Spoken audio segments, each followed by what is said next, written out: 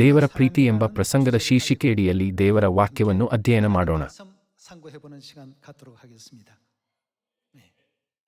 ಬಹಳ ಹಿಂದೆ ಒಂದು ಮೊಲದ ಕುಟುಂಬ ವಾಸಿಸುತ್ತಿತ್ತು. ಮರಿ ಮೊಲವು ನಿರರ್ಗಳವಾಗಿ ಮಾತನಾಡಬಲ್ಲ ವಯಸ್ಸಿಗೆ ಬೆಳೆದು ಮುದ್ದಾಗಿ ಕಾಣುತ್ತಿತ್ತು.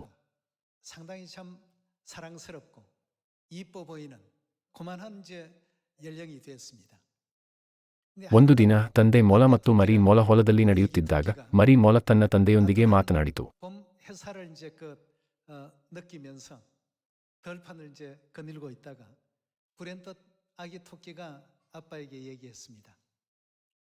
ಅಪ್ಪ, ನೀವು ನನ್ನನ್ನು ತುಂಬಾ ಪ್ರೀತಿಸುತ್ತೀರಾ?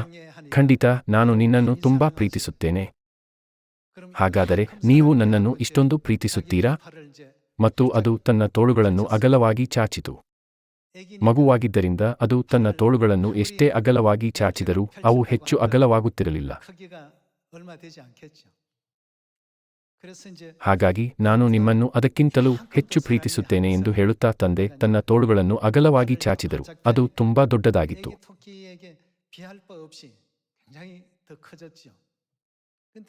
ಆ ಮಗು ತನ್ನ ತಂದೆ ಹೆಚ್ಚು ಪ್ರೀತಿಸುತ್ತಾರೆ ಎಂದು ಭಾವಿಸಿತು. ಎಷ್ಟಾದರೂ ಅದು ತನ್ನ ತೋಳುಗಳನ್ನು ತನ್ನ ತಂದೆಯ ತೋಳುಗಳೊಂದಿಗೆ ಹೋಲಿಸಿದಾಗ ಅವು ಅರ್ಧದಷ್ಟು ಅಗಲವಾಗಿರಲಿಲ್ಲ. ಹಾಗಾಗಿ ನಾನು ಅವರನ್ನು ಹೆಚ್ಚು ಪ್ರೀತಿಸುತ್ತೇನೆ ಎಂದು ಹೇಗೆ ತೋರಿಸಲಿ ಎಂದು ಯೋಚಿಸುತ್ತಾ ಅದು ಜಿಗಿಯಲು ಪ್ರಾರಂಭಿಸಿತು. ನಾನು ನಿಮ್ಮನ್ನು ತುಂಬಾ ಪ್ರೀತಿಸುತ್ತೇನೆ ಎಂದು ಹೇಳುತ್ತಾ ಅದು ಸಾಧ್ಯವಾದಷ್ಟು ಎತ್ತರಕ್ಕೆ ಜಿಗಿಯಲು ಪ್ರಯತ್ನಿಸಿತು. ಆದರೆ ಮಗುವಾಗಿದ್ದರಿಂದ ಅದಕ್ಕೆ ತುಂಬಾ ಎತ್ತರಕ್ಕೆ ಜಿಗಿಯಲು ಸಾಧ್ಯವಾಗಲಿಲ್ಲ.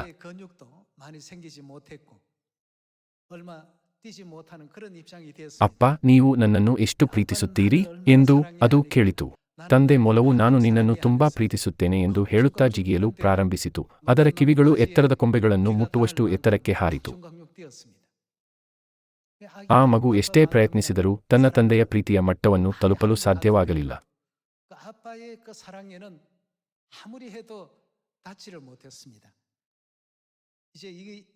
ಈ ಸಣ್ಣ ಕಥೆಯ ಮೂಲಕ ನಾನು ನಿಮಗೆ ನಾವು ದೇವರನ್ನು ಎಷ್ಟೇ ಪ್ರೀತಿಸಿದರೂ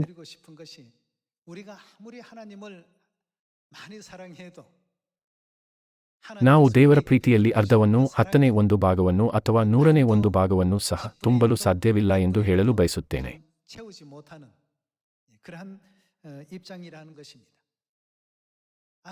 ನಾನು ಈ ಕಥೆಯನ್ನು ಮಕ್ಕಳ ಪುಸ್ತಕದಲ್ಲಿ ಓದಿದ್ದೆ. ಮಕ್ಕಳು ತಮ್ಮ ಪೋಷಕರನ್ನು ಎಷ್ಟೇ ಪ್ರೀತಿಸಿದರೂ ಅವರ ಪ್ರೀತಿ ಸೀಮಿತವಾಗಿರುತ್ತದೆ. ಆದರೆ ತಂದೆ ಮತ್ತು ತಾಯಿಯ ಪ್ರೀತಿ ಎಷ್ಟೇ ಸಾಧಾರಣವಾಗಿ ತೋರಿದರೂ ಯಾವಾಗಲೂ ಶ್ರೇಷ್ಠವಾಗಿರುತ್ತದೆ.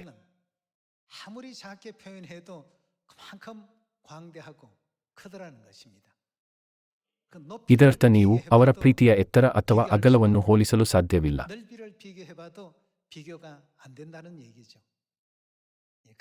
ಆದ್ದರಿಂದ ದೇವರ ಪ್ರೀತಿಯನ್ನು ಸರಿಯಾಗಿ ಅರ್ಥಮಾಡಿಕೊಳ್ಳುವ ಮೂಲಕ ನಾವು ಸುವಾರ್ತೆಯನ್ನು ತ್ವರಿತವಾಗಿ ಪೂರ್ಣಗೊಳಿಸಬಹುದು ಮತ್ತು ದೇವರ ಎಲ್ಲಾ ನಿಯಮಗಳನ್ನು ಆತನ ಕೃಪೆಯಡಿಯಲ್ಲಿ ನಂಬಿಗಸ್ತಿಕೆಯಿಂದ ಕೈಗೊಳ್ಳಬಹುದು ಎಂದು ಕಲಿಯಲು ಸ್ವಲ್ಪ ಸಮಯ ತೆಗೆದುಕೊಳ್ಳೋಣ.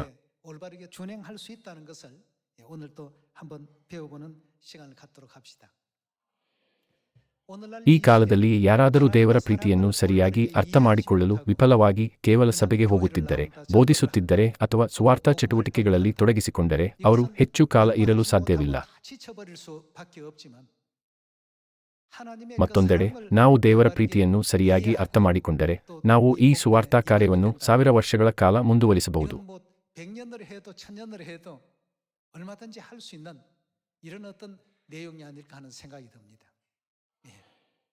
ಇಲ್ಲದಿದ್ದರೆ ಅದು ನಮ್ಮ ಸ್ವಂತ ಸಂತೋಷಕ್ಕಾಗಿ ಮಾತ್ರ ಬೋಧಿಸಲ್ಪಟ್ಟ ಸುವಾರ್ತೆಯಾಗಿ ಕೊನೆಗೊಳ್ಳುತ್ತದೆ. ದೇವರು ಬಯಸುವ ನಿಜವಾದ ಸುವಾರ್ತೆಯ ಅರ್ಥವನ್ನು ಅರ್ಥಮಾಡಿಕೊಳ್ಳದೆ ನಾವು ಅದನ್ನು ಕಾರ್ಯಗತಗೊಳಿಸುತ್ತೇವೆ. ಆಗ ನಾವು ಸುಸ್ತಾಗುತ್ತೇವೆ, ಕಷ್ಟಗಳನ್ನು ಎದುರಿಸುತ್ತೇವೆ ಮತ್ತು ಅಸಂತೋಷವನ್ನು ಅನುಭವಿಸುತ್ತೇವೆ.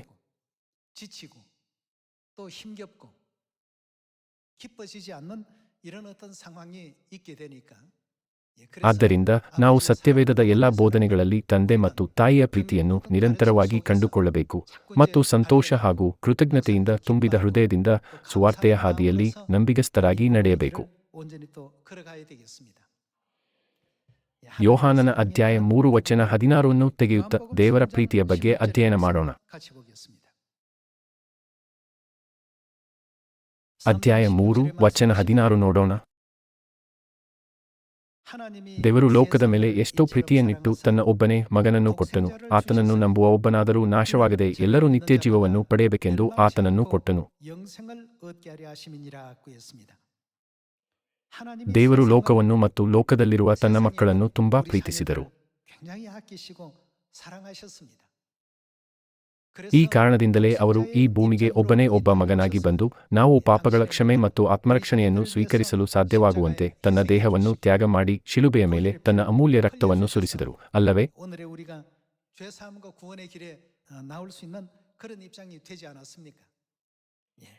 ಹೀಗೆ ಯೋಹಾನನು ಅಧ್ಯಾಯ 3ರಲ್ಲಿ ನೀಡಲಾದ ಬೋಧನೆಯು ದೇವರು ಲೋಕದಲ್ಲಿರುವ ತನ್ನ ಮಕ್ಕಳನ್ನು ಪ್ರೀತಿಸುತ್ತಾರೆ ಎಂದಾಗಿದೆ.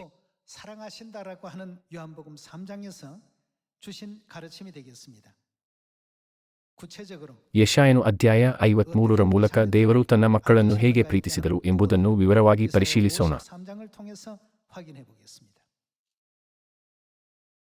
ಯೆಶಾಯನು ಅಧ್ಯಾಯ 53 ವಚನ 1 ನೋಡೋಣ. ಯೆಶಾಯನು ಅಧ್ಯಾಯ 53 ವಚನ 1. ನಾವು ಕೇಳಿದ ಸಂಗತಿಯನ್ನು ನಮ್ಮಲ್ಲಿ ಯಾರು ನಂಬಿದ್ದರು? ಯೆಹೋವನ ಬಾಹುವು ಯಾರಿಗೆ ಗೋಚರವಾಗಿತ್ತು? ಒಣನೆಲದೊಳಗೆ ಬೇರಿನಿಂದ ಹೊರಡುವ ಅಂಕುರದಂತೆಯೂ ಬುಡದಿಂದ ಒಡೆಯುವ ಚಿಗುರಿನ ಹಾಗೂ ಅವನು ಯೆಹೋವನ ದೃಷ್ಟಿಯಲ್ಲಿ ಬೆಳೆದನು. ಅವನಲ್ಲಿ ಯಾವ ಅಂದಚಂದಗಳು ಇರಲಿಲ್ಲ.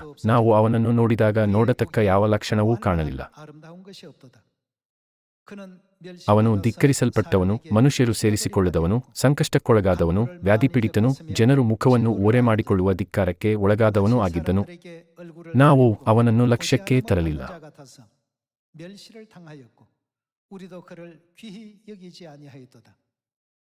ವಚನ 4. ನಿಜವಾಗಿಯೂ ನಮ್ಮ ಸಂಕಷ್ಟಗಳನ್ನು ಅನುಭವಿಸಿದನು. ಅವನು ಹೊತ್ತ ಹೊರೆಯೂ ನಮ್ಮ ಸಂಕಟವೇ ಹೌದು. ನಾವಾದರೂ ಅವನು ದೇವರಿಂದ ಬಾಧಿತನು, ಪೆಟ್ಟು ತಿಂದವನು, ಕುಗ್ಗಿಸಲ್ಪಟ್ಟವನು ಎಂದು ಭಾವಿಸಿಕೊಂಡೆವು. ನಮ್ಮ ದ್ರೋಹಗಳ ದೆಸೆಯಿಂದ ಅವನಿಗೆ ಗಾಯವಾಯಿತು, ನಮ್ಮ ಅಪರಾಧಗಳ ನಿಮಿತ್ತ ಅವನು ಜಜ್ಜಲ್ಪಟ್ಟನು. ನಮಗೆ ಸುಕ್ಷೇಮವನ್ನುಂಟು ಮಾಡುವ ದಂಡನೆಯನ್ನು ಅವನು ಅನುಭವಿಸಿದನು. ಅವನ ಬಾಸುಂಡೆಗಳಿಂದ ನಮಗೆ ಗುಣವಾಯಿತು.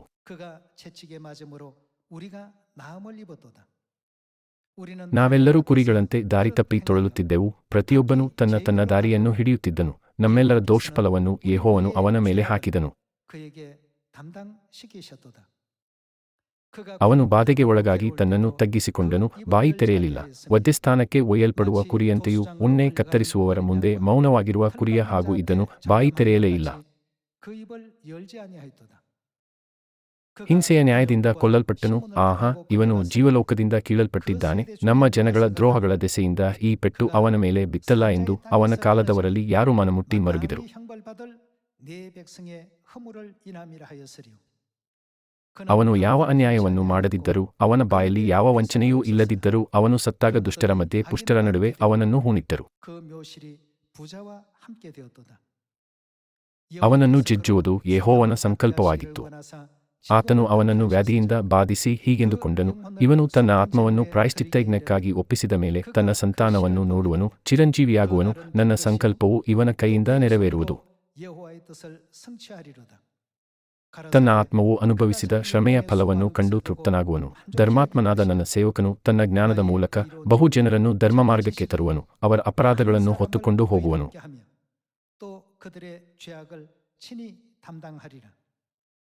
ಇವನು ಇಂಥವನಾಗಿರುವುದರಿಂದ ನಾನು ಇವನಿಗೆ ದೊಡ್ಡವರ ಸಂಗಡ ಪಾಲು ಕೊಡುವೆನು. ಇವನು ಬಲಿಷ್ಠರೊಡನೆ ಸೂರೆಯನ್ನು ಹಂಚಿಕೊಳ್ಳುವನು. ತನ್ನ ಪ್ರಾಣವನ್ನು ಧಾರೆ ಎರೆದು ಮರಣ ಹೊಂದಿ ದ್ರೋಹಿಗಳೊಂದಿಗೆ ತನ್ನನ್ನು ಎಣಿಸಿಕೊಂಡು ಬಹುಜನ ದ್ರೋಹಿಗಳ ಪಾಪವನ್ನು ಹೊರುತ್ತಾ ಅವರಿಗಾಗಿ ವಿಜ್ಞಾಪನೆ ಮಾಡಿದನಲ್ಲ.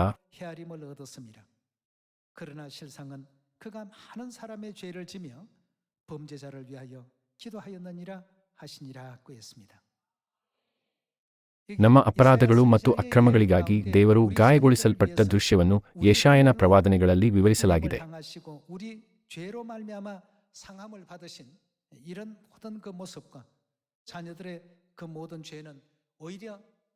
ಯೆಶಾಯನ ಪ್ರವಾದನೆಯ ಮೂಲಕ ತಂದೆ ದೇವರು ಮತ್ತು ತಾಯಿ ದೇವರು ಇಬ್ಬರೂ ಅಂತಹ ಹೊರೆಗಳನ್ನು ಅವರ ಮೇಲೆ ಹೊತ್ತುಕೊಳ್ಳುತ್ತಾ ತಮ್ಮ ಮಕ್ಕಳ ಎಲ್ಲಾ ಪಾಪಗಳನ್ನು ಹೊತ್ತುಕೊಂಡರು ಎಂದು ನಾವು ನೋಡಬಹುದು.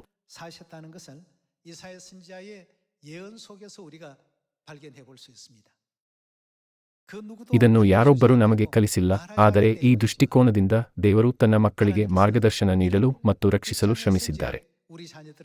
이끄시고 또 살리시기 위해서 애쓰셨다는 것입니다. ಆತನು ನಮ್ಮ ಎಲ್ಲಾ ಅಪರಾಧಗಳನ್ನು ಹೊತ್ತುಕೊಂಡರು ಎಂದು ಸತ್ಯವೇದವು ಹೇಳುತ್ತದೆ. ಸತ್ಯವೇದದಲ್ಲಿ ಅನೇಕ ಆಜ್ಞೆಗಳಿವೆ, ಆದರೆ ಅತಿ ಮುಖ್ಯವಾದ ಆಜ್ಞೆ ಯಾವುದು? ಮತ್ತಾಯನು ಅಧ್ಯಾಯ 22 ವಚನ 35ಕ್ಕೆ ಹೋಗೋಣ. ಅಧ್ಯಾಯ 22 ವಚನ 35. ಅವರಲ್ಲಿದ್ದ ಒಬ್ಬ ಧರ್ಮೋಪದೇಶಕನು ಆತನನ್ನು ಪರೀಕ್ಷೆ ಮಾಡಬೇಕೆಂದು, ಗುರುವೇ, ಧರ್ಮಶಾಸ್ತ್ರದಲ್ಲಿ ಯಾವ ಆಜ್ಞೆ ಮುಖ್ಯವಾದದ್ದು ಎಂದು ಆತನನ್ನು ಕೇಳಿದ್ದಕ್ಕೆ ಆತನು, ನಿನ್ನ ದೇವರಾಗಿರುವ ಕರ್ತನನ್ನು ನಿನ್ನ ಪೂರ್ಣ ಹೃದಯದಿಂದಲೂ ನಿನ್ನ ಪೂರ್ಣ ಪ್ರಾಣದಿಂದಲೂ ನಿನ್ನ ಪೂರ್ಣ ಬುದ್ಧಿಯಿಂದಲೂ ಪ್ರೀತಿಸಬೇಕು ಎಂಬ ಆಜ್ಞೆಯೇ ಮುಖ್ಯವಾದದ್ದು ಮತ್ತು ಮೊದಲನೆಯದು. ದೇವರ ಪ್ರೀತಿಗೆ ಹೋಲಿಸಿದರೆ ನಾವು ನಮ್ಮ ತೋಳುಗಳನ್ನು ಎಷ್ಟೇ ಅಗಲವಾಗಿ ಚಾಚಿದರೂ ಆತನ ಪ್ರೀತಿಯ ಅಗಲವನ್ನು ತಲುಪಲು ಸಾಧ್ಯವಿಲ್ಲ.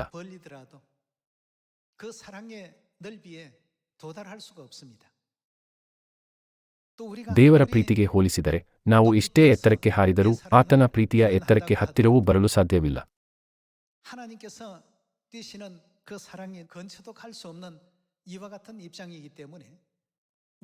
ಇದು ದುಃಖಕರ ಅಥವಾ ಇದು ಕಷ್ಟಕರ ಎಂದು ಎಂದಿಗೂ ಹೇಳದೆ ದೇವರು ನಮ್ಮ ಎಲ್ಲಾ ಪಾಪಗಳನ್ನು ಹೊತ್ತುಕೊಂಡರು.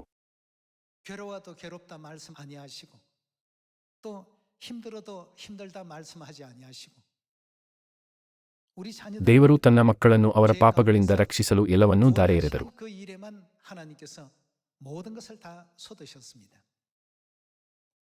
ಹಾಗಾಗಿ ಮತ್ತಾಯನು ಅಧ್ಯಾಯ 22 ನಮಗೆ ಏನು ಮಾಡಬೇಕೆಂದು ಹೇಳುತ್ತದೆ. ನೀವು ನಿಮ್ಮ ದೇವರಾದ ಯೆಹೋವನನ್ನು ಪೂರ್ಣ ಹೃದಯದಿಂದಲೂ ಪೂರ್ಣ ಪ್ರಾಣದಿಂದಲೂ ಪೂರ್ಣ ಶಕ್ತಿಯಿಂದಲೂ ಪ್ರೀತಿಸಬೇಕು ಎಂಬ ಆಜ್ಞೆಯೇ ಮುಖ್ಯವಾದದ್ದು ಮತ್ತು ಮೊದಲನೆಯದು. ಖಂಡಿತವಾಗಿ ಈ ಮುಖ್ಯ ಆಜ್ಞೆಯೊಳಗೆ ಹೊಸ ಒಡಂಬಡಿಕೆಯ ಪಸ್ಕದಲ್ಲಿ ಆತನ ಮಾಂಸ ಮತ್ತು ರಕ್ತದ ಅರ್ಥವೂ ಇದೆ. ಎಲ್ಲಕ್ಕಿಂತ ಹೆಚ್ಚಾಗಿ ನಾವು ಸುವಾರ್ತೆಯನ್ನು ಮಾಡಬೇಕು, ತಂದೆ ಮತ್ತು ತಾಯಿಯ ಪ್ರೀತಿಯನ್ನು ಸರಿಯಾಗಿ ಅರ್ಥಮಾಡಿಕೊಳ್ಳಬೇಕು. ಹಾಗಾಗಿ ನಾವು ಸಂಪೂರ್ಣ ನಂಬಿಕೆಯೊಳಗೆ ವರ್ತಿಸಬಹುದು.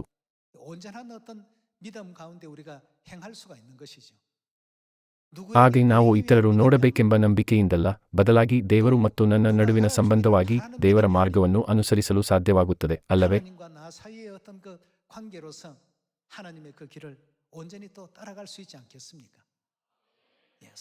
ದೇವರನ್ನು ಹೇಗೆ ಪ್ರೀತಿಸಬೇಕೆಂದು ತಿಳಿದಿರುವ ನಂಬಿಕೆಯನ್ನು ಹೊಂದಲು ನಮ್ಮನ್ನು ಪ್ರೇರೇಪಿಸುತ್ತಾ, ನಿನ್ನ ದೇವರಾದ ಕರ್ತನನ್ನು ಪ್ರೀತಿಸು. ಇದು ಮೊದಲನೆಯ ಮತ್ತು ಮುಖ್ಯವಾದ ಆಜ್ಞೆಯಾಗಿದೆ ಎಂದು ಸತ್ಯವೇದವು ನಮಗೆ ಕಲಿಸುತ್ತದೆ. ನಾವು ಸಣ್ಣದೊಂದು ಕಷ್ಟವನ್ನು ಎದುರಿಸಿದಾಗಲೂ ನಾವು ಬಯಸಿದಂತೆ ಎಲ್ಲವನ್ನೂ ಮಾಡಲು ಸಾಧ್ಯವಿಲ್ಲ ಎಂಬ ಕಾರಣಕ್ಕಾಗಿ ನಾವು ಒತ್ತಡದ ಅನುಭವಿಸುತ್ತಾ ಇದು ಕಷ್ಟ ಎಂದು ಹೇಳುತ್ತೇವೆ. ಅಂತಹ ಆಲೋಚನೆಗಳನ್ನು ಹೊಂದುವುದು ಮಾನವನ ಸ್ವಭಾವವೆಂದು ತೋರುತ್ತದೆ. ಎಷ್ಟಾದರೂ ದೇವರು ನಮಗಾಗಿ ತಾನು ಬಯಸಿದ್ದನ್ನೆಲ್ಲ ಮಾಡದಂತೆ ತನ್ನನ್ನು ತಾನು ತಡೆದುಕೊಂಡು ನಮ್ಮನ್ನು ರಕ್ಷಿಸಲು ತನ್ನ ಜೀವವನ್ನು ಮುಡಿಪಾಗಿಟ್ಟಿದ್ದಾರೆ ಎಂಬುದನ್ನು ಪರಿಗಣಿಸಿದರೆ,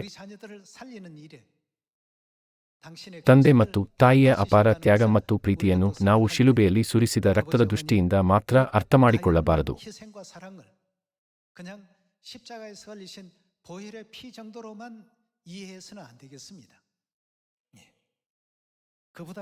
ನಾವು ಇಂದು ಅಸ್ತಿತ್ವದಲ್ಲಿದ್ದೇವೆ ಮತ್ತು ಹೊಸ ಒಡಂಬಡಿಕೆಯು ಇನ್ನೂ ಹೆಚ್ಚಿನ ತ್ಯಾಗದ ಮೂಲಕ ಹುಟ್ಟಿದೆ ಎಂದು ನಾವು ಪರಿಗಣಿಸಬೇಕು. ನಾವು ತಂದೆ ಮತ್ತು ತಾಯಿಯನ್ನು ನಮ್ಮ ಪೂರ್ಣ ಹೃದಯದಿಂದಲೂ ಪೂರ್ಣ ಬುದ್ಧಿಯಿಂದಲೂ ಮತ್ತು ಪೂರ್ಣ ಪ್ರಾಣದಿಂದಲೂ ಎಷ್ಟೇ ಪ್ರೀತಿಸಿದರೂ ದೇವರ ಪ್ರೀತಿ ನಮಗಿರುವ ಪ್ರೀತಿಗಿಂತ ಬಹಳ ದೊಡ್ಡದಾಗಿದೆ.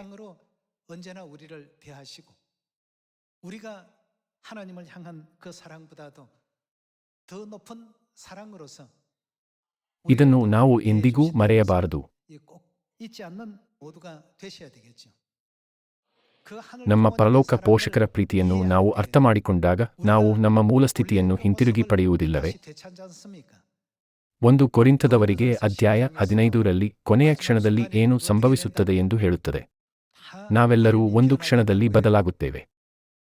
ನಮ್ಮ ಮರಣಾಧೀನ ದೇಹಗಳು ಅಮರತ್ವವುಳ್ಳ ದೇಹಗಳಾಗಿ ಬದಲಾಗುವ ಅದ್ಭುತ ದಿನವು ಬೇಗನೆ ಬರಬೇಕು ಮತ್ತು ಅದರಲ್ಲಿ ಅತ್ಯಂತ ನಿರ್ಣಾಯಕ ಅಂಶವೆಂದರೆ ದೇವರ ಪ್ರೀತಿಯನ್ನು ಸರಿಯಾಗಿ ಅರಿತುಕೊಳ್ಳುವುದಾಗಿದೆ. ತಂದೆ ಮತ್ತು ತಾಯಿಯ ಮಾರ್ಗದಲ್ಲಿ ನಡೆಯಲು ದೇವರು ನಮಗೆ ಬೋಧನೆ ಮಾಡುವ ಧ್ಯೇಯವನ್ನು ಕೊಟ್ಟಿದ್ದಾರೆ, ಅಲ್ಲವೇ? ಲೋಕದಾದ್ಯಂತದ ಎಲ್ಲಾ ದೇವಜನರು ಈ ಕೆಲಸವನ್ನು ಶ್ರದ್ಧೆಯಿಂದ ನಡೆಸುತ್ತಿದ್ದಾರೆ. ಹೆಚ್ಚು ಅನುಕೂಲಕರ ವಾತಾವರಣದಲ್ಲಾಗಲಿ ಅಥವಾ ಕಡಿಮೆ ಅನುಕೂಲಕರ ವಾತಾವರಣದಲ್ಲಾಗಲಿ ಪ್ರತಿಯೊಬ್ಬರ ಪರಿಸ್ಥಿತಿಯೂ ಬದಲಾಗುತ್ತದೆ, ಆದರೆ ವೈಯಕ್ತಿಕವಾಗಿ ಹೆಚ್ಚು ಸವಾಲಿನ ಸ್ಥಳಗಳಲ್ಲಿ ಸುವಾರ್ತೆಯನ್ನು ಬೋಧಿಸುವವರು ದೇವರ ಪ್ರೀತಿಯನ್ನು ಹೆಚ್ಚು ತೀವ್ರವಾಗಿ ಅನುಭವಿಸಬಹುದು ಎಂದು ನಾನು ನಂಬುತ್ತೇನೆ.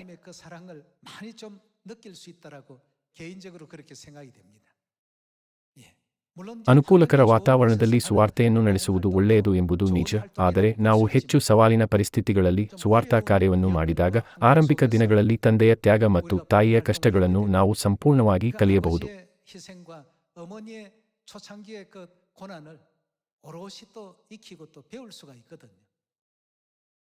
ಆದ್ದರಿಂದ ಇಂದಿನ ಪ್ರಸಂಗದ ಶೀರ್ಷಿಕೆ ದೇವರ ಪ್ರೀತಿ. ಆದಿ ಸಭೆಯ ದೇವಜನರು ದೇವರ ಪ್ರೀತಿಯನ್ನು ಆಳವಾಗಿ ಅರ್ಥಮಾಡಿಕೊಂಡಿದ್ದರಿಂದ ರೋಮನ್ ಆಂಫಿಥಿಯೇಟರ್ಗಳಲ್ಲಿ ಹಲವಾರು ಹಿಂಸೆಗಳಿಗೆ ಒಳಗಾದಾಗ ಹುತಾತ್ಮರಾಗುವುದನ್ನು ಅವರು ದೊಡ್ಡ ಗೌರವವೆಂದು ಪರಿಗಣಿಸಿದರು ಮತ್ತು ಸಿಂಹಗಳಿಗೆ ಆಹಾರವಾದರು.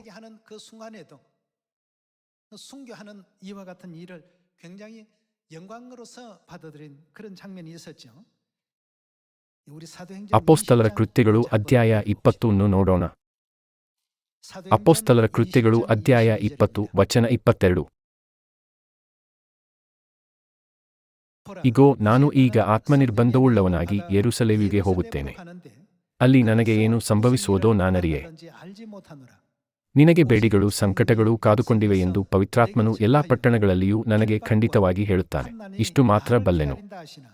ಆದರೆ ಪ್ರಾಣವನ್ನು ಉಳಿಸಿಕೊಳ್ಳುವುದೇ ವಿಶೇಷವೆಂದು ನಾನು ಎಣಿಸುವುದಿಲ್ಲ. ದೇವರ ಕೃಪೆಯ ವಿಷಯವಾದ ಸುವಾರ್ತೆಯನ್ನು ಆಸಕ್ತಿಯಿಂದ ಪ್ರಕಟಿಸಬೇಕೆಂಬುದಾಗಿ ಕರ್ತನಾದ ಯೇಸುವಿನಿಂದ ನಾನು ಹೊಂದಿರುವ ಸೇವೆಯೆಂಬ ಓಟವನ್ನು ಕಡೆಗಾಣಿಸುವುದೊಂದೇ ನನ್ನ ಅಪೇಕ್ಷೆ.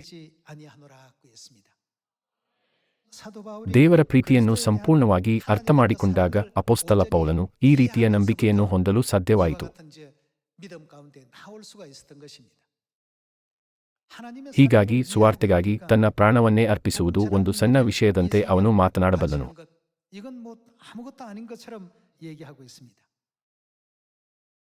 ಅಧ್ಯಾಯ 21ಕ್ಕೆ ಹೋಗೋಣ. ಅಧ್ಯಾಯ 21 ವಚನ 10 ನೋಡೋಣ. ನಾವು ಅಲ್ಲಿ ಅನೇಕ ದಿವಸಗಳು ಇದ್ದ ಮೇಲೆ ಅಗಬನೆಂಬ ಒಬ್ಬ ಪ್ರವಾದಿಯು ಯೂದಾಯದಿಂದ ನಮ್ಮ ಬಳಿಗೆ ಬಂದು ಪೌಲನ ನಡುಕಟ್ಟನ್ನು ತೆಗೆದು ತನ್ನ ಕೈಕಾಲುಗಳನ್ನು ಕಟ್ಟಿಕೊಂಡು, ಈ ನಡುಕಟ್ಟು ಯಾವನದೋ ಆ ಮನುಷ್ಯನನ್ನು ಯೆಹೂದ್ಯರು ಇದೇ ರೀತಿಯಾಗಿ ಯೆರೂಸಲೇಮಿನಲ್ಲಿ ಕಟ್ಟಿ ಅನ್ಯಜನರ ಕೈಗೆ ಒಪ್ಪಿಸಿಕೊಡುವರು, ಹೀಗೆ ಪವಿತ್ರಾತ್ಮನು ಹೇಳುತ್ತಾನೆಂಬುದಾಗಿ ಹೇಳಿದನು. ಆ ಮಾತನ್ನು ಕೇಳಿದಾಗ ನಾವು ಆ ಸ್ಥಳದವರು ನೀನು ಯೆರೂಸಲೇಮಿಗೆ ಹೋಗಬಾರದೆಂದು ಪೌಲನನ್ನು ಬೇಡಿಕೊಂಡೆವು. ಅದಕ್ಕೆ ಪೌಲನು, ನೀವು ಅತ್ತತ್ತು ಯಾಕೆ ನನ್ನನ್ನು ಎದೆ ಒಡಿಸುತ್ತೀರಿ? ನಾನು ಕರ್ತನಾದ ಯೇಸುವಿನ ಹೆಸರಿನ ನಿಮಿತ್ತವಾಗಿ ಯೆರೂಸಲೇಮಿನಲ್ಲಿ ಬೆಡಿ ಹಾಕಿಸಿಕೊಳ್ಳುವುದಕ್ಕೆ ಮಾತ್ರವಲ್ಲದೆ ಸಾಯುವುದಕ್ಕೂ ಸಿದ್ಧವಾಗಿದ್ದೇನೆ ಅಂದನು. ಅಪೊಸ್ತಲ ಪೌಲನ ಮನಸ್ಥಿತಿ ಮತ್ತು ಆದಿ ಸಭೆ ದೇವಜನರ ನಂಬಿಕೆ ಎರಡೂ ದೇವರ ಮೇಲಿನ ಅಪಾರ ಪ್ರೀತಿಯನ್ನು ತೋರಿಸಿದವು.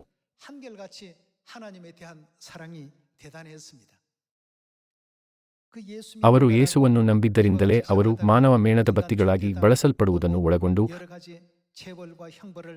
ರಾಷ್ಟ್ರೀಯ ಮಟ್ಟದಲ್ಲಿ ವಿವಿಧ ಶಿಕ್ಷೆಗಳನ್ನು ಎದುರಿಸಿದರು. ಆದರೆ ಅವರು ಅಂತಹ ಶಿಕ್ಷೆಯನ್ನು ತಪ್ಪಿಸಲು ಪ್ರಯತ್ನಿಸಲಿಲ್ಲ. ಬದಲಾಗಿ ಅವರು ದೇವರ ಪ್ರೀತಿ ಎಷ್ಟು ದೊಡ್ಡದು ಎಂದು ಹೇಳಿದರು.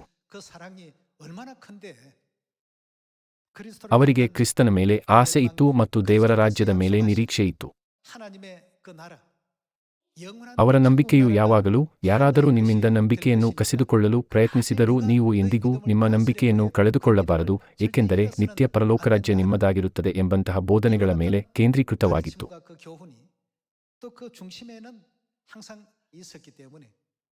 ಅವರನ್ನು ಅಪಹಾಸ್ಯ ಮಾಡಲಾಯಿತು, ಚಾಟಿಯಿಂದ ಹೊಡೆಯಲಾಯಿತು, ಸರಪಳಿಗಳಿಂದ ಬಂಧಿಸಲಾಯಿತು ಮತ್ತು ಸೆರೆಮನೆಗೆ ಹಾಕಲಾಯಿತು, ಕಲ್ಲೆಸೆಯಲಾಯಿತು, 2 ಭಾಗಗಳಾಗಿ ಕತ್ತರಿಸಲಾಯಿತು, ಕತ್ತಿಯಿಂದ ಕೊಲ್ಲಲಾಯಿತು, ಬಡತನ, ಕಷ್ಟ ಮತ್ತು ಅಯೋಗ್ಯವಾಗಿ ನಡೆಸಿಕೊಳ್ಳಲಾಯಿತು.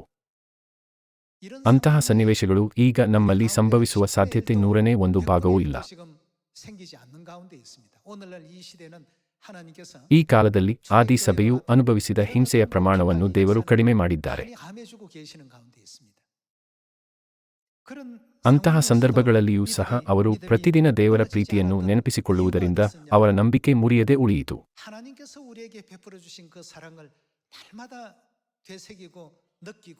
이렇게 또 살다가 보니까 ಆದ್ದರಿಂದ ಅವರು ಎಷ್ಟೇ ಹಿಂಸೆ ಮತ್ತು ಕಷ್ಟಗಳನ್ನು ಅನುಭವಿಸಿದರೂ ದೇವರ ಮೇಲಿನ ತಮ್ಮ ನಂಬಿಕೆಯನ್ನು ಎಂದಿಗೂ ತ್ಯಜಿಸಲಿಲ್ಲ.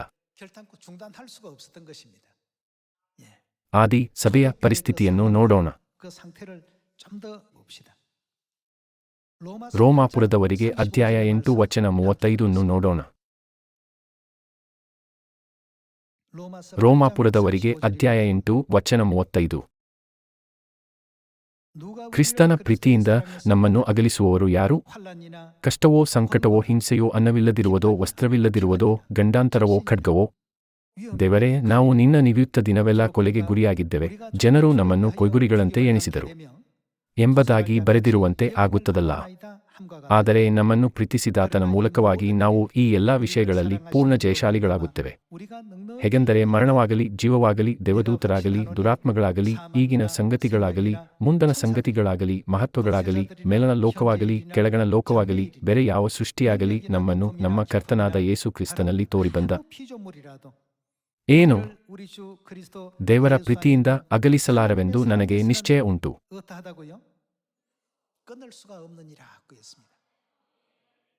ದೇವರು ಮತ್ತು ನಮ್ಮ ನಡುವಿನ ಪ್ರೀತಿಯ ಬಂಧವನ್ನು ಕತ್ತರಿಸಲು ಲೋಕದಲ್ಲಿ ಯಾವುದೂ ಇಲ್ಲ.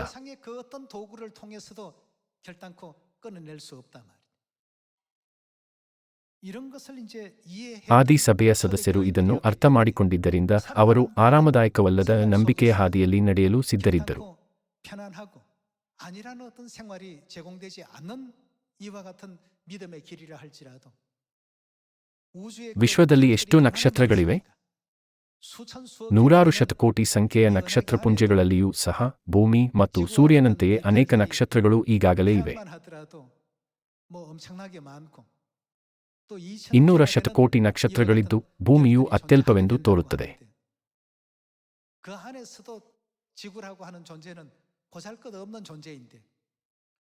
ಆದರೂ ಪರಲೋಕದ ತಂದೆ ಮತ್ತು ಪರಲೋಕದ ತಾಯಿ ನಮಗಾಗಿ ಈ ಭೂಮಿಗೆ ಬಂದಿದ್ದಾರೆ.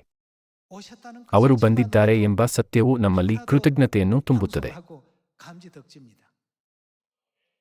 ವಿಷಯವು ಎಷ್ಟೇ ಅಮೂಲ್ಯವಾಗಿದ್ದರೂ ಕ್ರಿಸ್ತನ ಪ್ರೀತಿಯಿಂದ ಯಾವುದು ಅಗಲಿಸಲು ಸಾಧ್ಯವಿಲ್ಲ ಎಂದು ಆದಿ ಸಭೆಯ ದೇವಜನರು ಅರಿತುಕೊಂಡರು.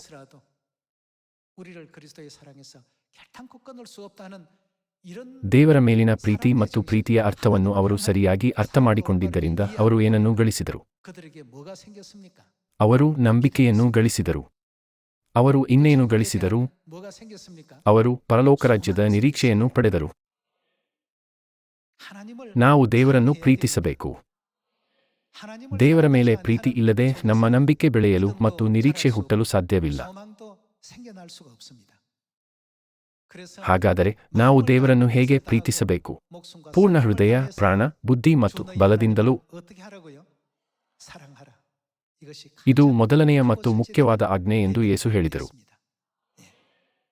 ದೇವರ ಪ್ರೀತಿ ನಮ್ಮಲ್ಲಿ ಅಸ್ತಿತ್ವದಲ್ಲಿಲ್ಲದಿದ್ದರೆ ಮತ್ತು ಅದನ್ನು ಅರ್ಥಮಾಡಿಕೊಳ್ಳದಿದ್ದರೆ ನಾವು ಎಂದಿಗೂ ಈ ನಂಬಿಕೆಯ ಹಾದಿಯಲ್ಲಿ ನಡೆಯಲು ಸಾಧ್ಯವಿಲ್ಲ.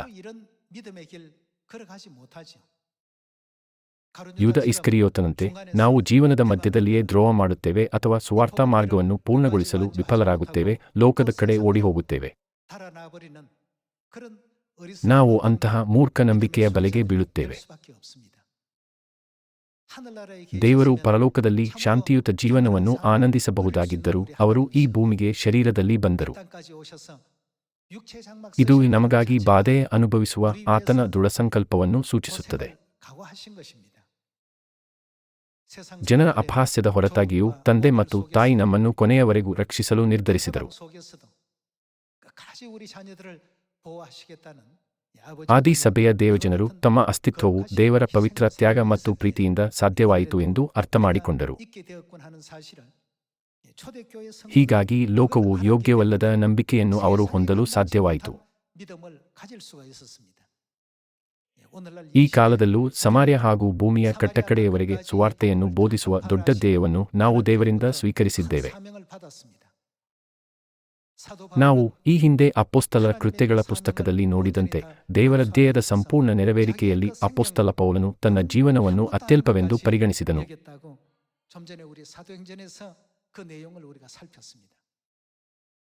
누가 우리를 ಕ್ರಿಸ್ತನ 그리스도의 ಪ್ರೀತಿಯಿಂದ 사랑에서 ನಮ್ಮನ್ನು ಅಗಲಿಸುವವರು ಯಾರು? 세상의 그 ಈ 어떤 ಲೋಕದಲ್ಲಿರುವ 것이라도 ಯಾವುದೂ ನಮ್ಮನ್ನು ಕ್ರಿಸ್ತನ ಪ್ರೀತಿಯಿಂದ ಅಗಲಿಸಲು ಸಾಧ್ಯವಿಲ್ಲ ಎಂದು ಅಪೊಸ್ತಲ ಪೌಲನು ಒತ್ತಿ ಹೇಳಿದನು. 하나님께서 우리에게 베풀어 ದೇವರ 주신 ಆಳವಾದ 그 ಪ್ರೀತಿಯನ್ನು 사랑이 ತ್ಯಜಿಸಲು 얼마나 ಸೂಚಿಸುವುದು 크고 ಅಥವಾ 원대한지 ಅದನ್ನು ಏನೂ ಅಲ್ಲ ಎಂಬಂತೆ ಪರಿಗಣಿಸುವುದು ಊಹಿಸಲು ಸಾಧ್ಯವಿಲ್ಲದ್ದು ಎಂದು ಅವನು ನುಡಿದನು.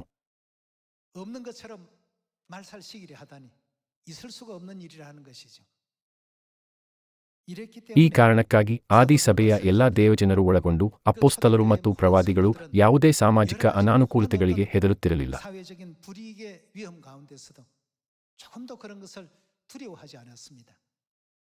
하나님의 사랑을 ನಾವು ದೇವರ 이해하지 ಪ್ರೀತಿಯನ್ನು 못하는 ಅರ್ಥ ಮಾಡಿಕೊಳ್ಳದಿದ್ದರೆ ನಾವು ಸುಲಭವಾಗಿ ಬಿಟ್ಟು ಬಿಡುತ್ತೇವೆ. 자꾸 포기됩니다.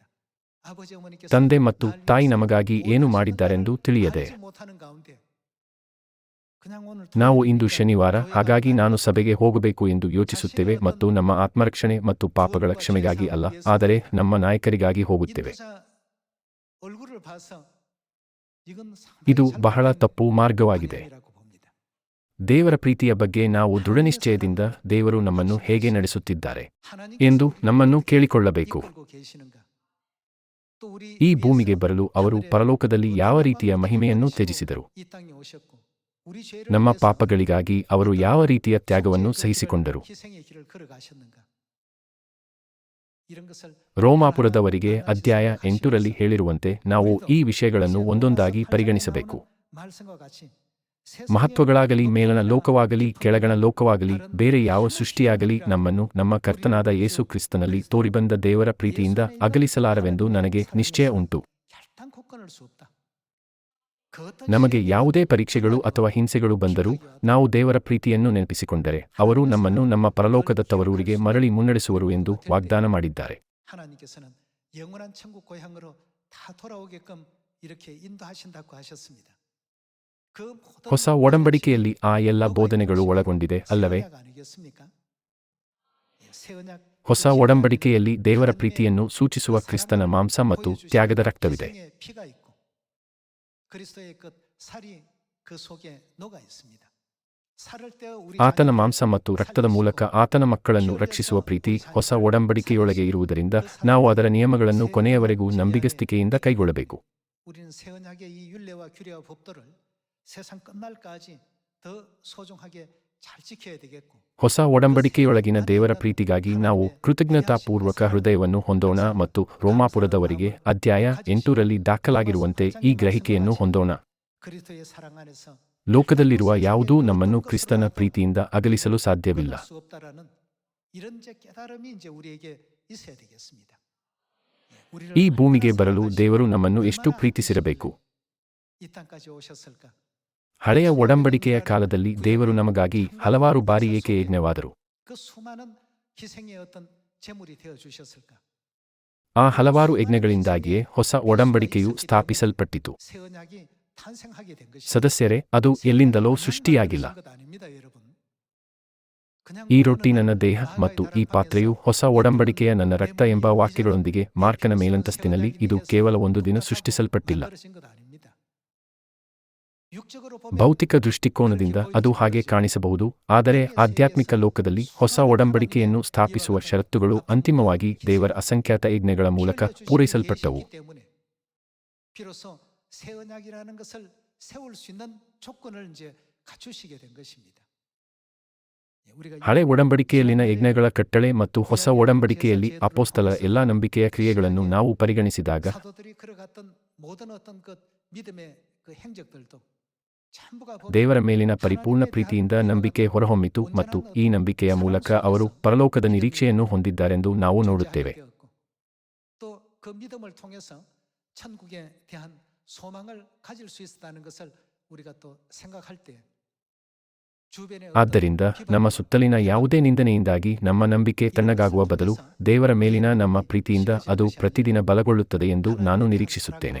날로 더 자라날 수 있는 신앙이 다 돼 주시길 부탁드립니다.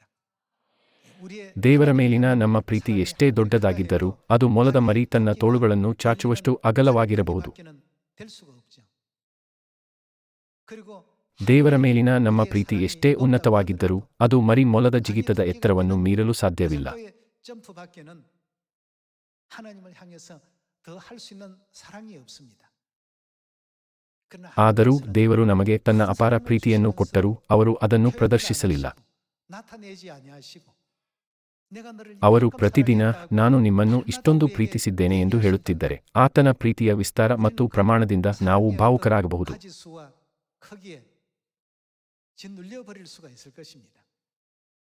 아무 말씀 ದೇವರು ಒಂದೇ 하지 ಒಂದು 않는 ಮಾತನ್ನು 가운데 ಹೇಳದೆ ಮೌನವಾಗಿ ನಮ್ಮನ್ನು 우리를 ಪ್ರೀತಿಸಿದ್ದಾರೆ. 아끼시고 사랑해 오신 하나님이십니다. 예, 그걸 ತಂದೆ 결국 ಮತ್ತು 우리는 ತಾಯಿಗಾಗಿ ನಾವು 알게 ಏನು 되고 ಮಾಡಬಹುದು? 우리가 ನಾವು 아버지 ಅವರಿಗೆ 어머니를 ಸಂತೋಷ 위해서 ಮತ್ತು ಮಹಿಮೆಯನ್ನು 뭘 ಹೇಗೆ 할 ನೀಡಬಹುದು 어떻게 ಎಂದು ನಮ್ಮನ್ನು 기도를 ಕೇಳಿಕೊಳ್ಳುತ್ತಾ ನಾವು ಇದನ್ನು ಕಂಡುಕೊಳ್ಳುವುದನ್ನು ಮುಂದುವರಿಸಬೇಕು. 이 점을 ನಾವು 늘 ಈ 생각하시면서 ಪ್ರಶ್ನೆಗಳನ್ನು ಮನಸ್ಸಿನಲ್ಲಿಟ್ಟುಕೊಂಡು ನಾವು ಒಮ್ಮೆ ಅನುಭವಿಸಿದ ಅದ್ಭುತ ಸ್ಥಿತಿಗೆ ಮರಳಲು ಶ್ರಮಿಸಬೇಕು. 변모될 수 있도록끔 노력하셔야 되겠습니다. 예, 그 ಇವುಗಳಲ್ಲಿ 가운데 ಅತ್ಯಂತ 상속한 ಮುಖ್ಯವಾದ ಅಂಶವೆಂದರೆ ತಂದೆ ಮತ್ತು 아버지의 ತಾಯಿಯ 사랑, ಪ್ರೀತಿ. 어머니의 사랑이라고 되어 있습니다. ನಾವು 아버지의 ತಂದೆ 사랑, ಮತ್ತು 어머니의 ತಾಯಿಯ 사랑을 ಪ್ರೀತಿಯನ್ನು 깨닫는 ಅರಿತುಕೊಂಡಾಗ 그 순간 ನಾವು ದೇವದೂತರಾಗಿ ನಮ್ಮ ಮೂಲ ಸುಂದರ ಸ್ಥಿತಿಗೆ 천사의 ರೂಪಾಂತರಗೊಳ್ಳಬಹುದು. 본래의 어떤 그 아름다운 모습으로 변모될 수가 있습니다. ಆದಿ 초대교회에서는 ಸಭೆಯ ದೇವಜನರಿಗಿಂತ 7 ಪಟ್ಟು ಬಲವಾದ ನಂಬಿಕೆ, ಪ್ರೀತಿ ಮತ್ತು ನಿರೀಕ್ಷೆಯೊಂದಿಗೆ ನಾವು ಲೋಕವನ್ನು ರಕ್ಷಿಸುವುದರಲ್ಲಿ ಮುಂದಾಳತ್ವ ವಹಿಸುತ್ತೇವೆ ಎಂದು ನಿರೀಕ್ಷಿಸುತ್ತಾ 구원하는 일에 앞장설 수 있는 ನಾನು ಇಂದಿನ 여러분 ಪ್ರಸಂಗವನ್ನು 제가 꼭 ಮುಕ್ತಾಯಗೊಳಿಸಲು 기도를 ಬಯಸುತ್ತೇನೆ. 부탁드리면서 말씀 이것으로 마칩니다. ಧನ್ಯವಾದಗಳು. 감사합니다.